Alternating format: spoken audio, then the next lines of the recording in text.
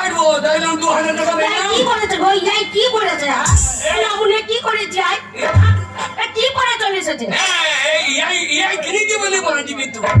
হ্যাঁ গো এত বড় বড় জুতো ওজন জানি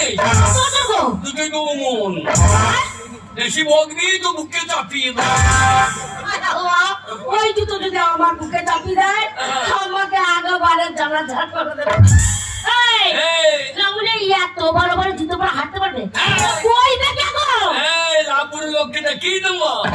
লাপুর লোককে খেন দেবো আমি জুতো কিনেছে আমার এই জুতো জুতো বললে রাস্তায় যাবো তো রাস্তা ফেটিং যাবে